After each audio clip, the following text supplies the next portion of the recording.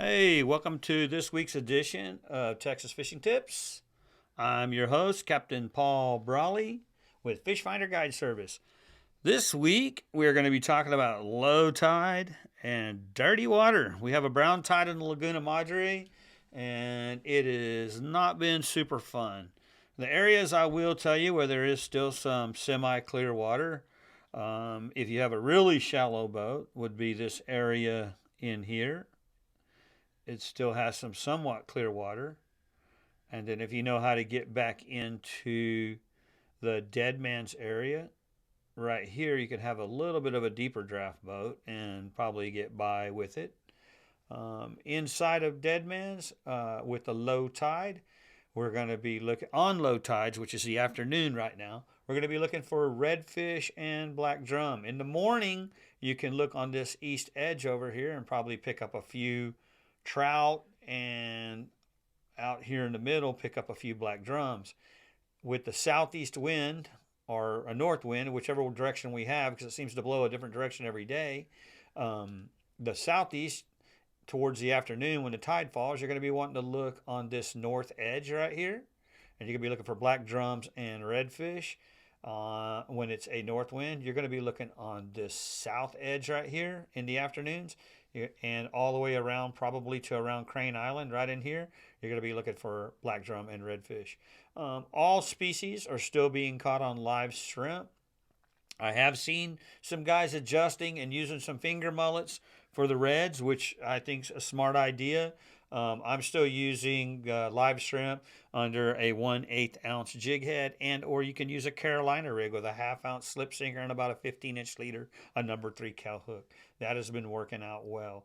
The sheephead bite has officially fizzled out. They were still getting a few during the week last week, but I don't believe you're going to see any. This whole area with the really shallow draft boats, which would be all in here and all in this zone, you're going to be looking in there early only, because once that tide falls, every fish is going to pull off and go to these deeper holes. The hole here, way over here, this hole here. They're going to be looking to drop into all those drops, and even across here in this channel and all along the edges of the ICW. They will definitely be pulling off of this big flat and going to deeper water once that tide starts rushing out, and that's happening anytime after lunch on until dark, which it doesn't get dark till 7, but the tides have been really flushing in the afternoons. So be careful out there when you're looking at that. All right, next we're going to move over here into the bolt hole proper. We are going to go ahead and rig up our popping corks, and we're going to go with some live shrimp. We're going to be looking on the edges of all these cuts that run through here. There's a lot of little cuts that run through. We're going to be looking at all those cuts for redfish and speckled trout under popping corks. Of course, I like the 4 horseman cork, about a 15-inch drop, number 3 Kel hook, and a live shrimp. You can put a P weight, like a little 1/32 P weight, on your leader line if you like. Also, let's try the edge of this all the way around, especially in the afternoon when that tide falls. We're going to be looking right on those drops with our corks. With the wind blowing, you're going to get on the windward side. You're going to stay out a little bit. You should be able to power pull down anywhere in there. It's only about 4 foot in that whole area. Power pull down and throw towards the edges with the popping corks right up to that grass line, and see if we can get us a few fish. We're going to be doing also the same thing from where this channel opens up all the way down this edge right here of this channel, looking with popping corks and shrimp. You're going to be looking for redfish and speckled trout through that entire area. I think it's a good plan right now. The water is dirty, it's off color, but as that tide falls, those fish are really hanging on those drops.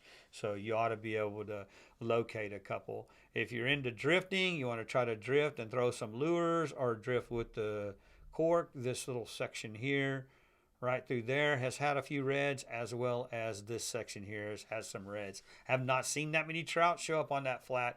They can show up any day. These flats get full of trout at times. Right now, I'm mainly seeing redfish on those flats. So keep in mind that is for drifting, and you're going to be using, I like, of course, the 4 horseman cork. You can use any cork you would like. 15-inch drop, number 3 kell hook, and live shrimp. If you feel like the shrimp's getting too high in the water column, you can always attach a 1/32 ounce split weight to the middle of your leader line, and that'll help keep the bait down a little bit. All right, we're going to go ahead and beat this horse one more time over here. We're going to be looking between this last island off this chain of islands right here over to the CPNL channel islands and up in this big section right here. We call that flat tropics. We're going to be making long drifts through tropics from the grass sand holes through the sand trough all the way out to Humboldt Channel. Make sure you're running way back around and making these drifts all the way across here. They're a good 30-minute drift. You're going to be using popping corks, live shrimp, 15-inch drop with a number 3 kell hook. Number 4 kell hook even would work. And you're going to be looking for black drum, speckled trout, and redfish all in that zone. You will find more of your reds are going to be in this tier here. And your drums and trout are going to be out in this muddier, dirtier water through here. If you would like to attempt some lure fishing, this whole area here has had some scattered reds. I don't think the tide has a great impact on this area as it stays, between 2'6" and 3 foot just about year round. The further you come towards the causeway, it gets a little shallower. You may be 18 inches to 3 to 4 foot this way. But out in here, this whole area right here is all going to be in that 2 to 3 foot range. I'm just making really long drifts. These are very long drifts, especially like on a big southeast. You're kind of coming across this whole bad boy like that, and it takes 45 minutes to an hour to make one drift. Once again, be sure you're running all the way back around and looking at your GPS to make the next drift across. Same with north winds. It's just going to be opposite. You're going to be coming all the way around and making your long drift back across this way. On that, I'm using 1/4 ounce jig heads. I'm liking anything in a dark color, a morning glory or a purple, a red with a white tail, morning glory with a green tail or yellow tail, maybe the purple with the chartreuse tail, anything in that category. The water is off colored there. So I'm just kind of working my lures just a little bit above the grass. There's not a ton reds there. There's enough where you can catch 1, maybe 2 adrift, some oversized, some really nice ones, some 4-pounders. There's just all types in there. But kind of a fun drift. You will catch some really nice trout through there. I'm not telling you you're going to go through there and whack trout, but the trout you catch will be in that 17-inch range. Going to be some pretty nice, good keeper trout.